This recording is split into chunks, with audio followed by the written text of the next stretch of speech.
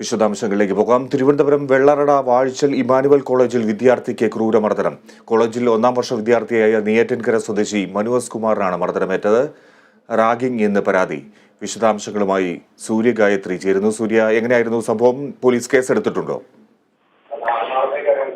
Thiruvananthapuram Vellarada Emmanuel കോളേജിലെ 1ാം വർഷ വിദ്യാർത്ഥി Manu S കുമാറിനെയാണ് കഴിഞ്ഞ ദിവസം ക്യാമ്പസിനകത്ത് വെച്ച് 20ഓളം വരുന്ന സീനിയർ വിദ്യാർത്ഥികളുടെ ഒരു സംഘം ആക്രമിക്കുന്നത്. മർദ്ദനത്തിൽ ശരീരമാസകലം പരിക്കേറ്റ നെയ്യാറ്റിൻകര ജില്ലാ ജനറൽ ആശുപത്രിയിൽ ചികിത്സ തേടിയ ശേഷം ഇപ്പോൾ മനു വീട്ടിൽ വിശ്രമത്തിലാണ്.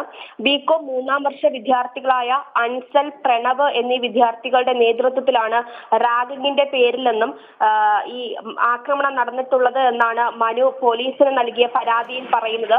സംഭവം സംബന്ധിച്ച കോളേജിലെ ആന്റി റാഗിംഗ് സെല്ലിന് ഇതിനോടകം വിദ്യാർത്ഥി പരാതി കൈമാറിയിട്ടുണ്ട്.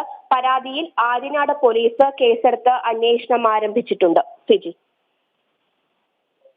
ശരി സൂര്യ.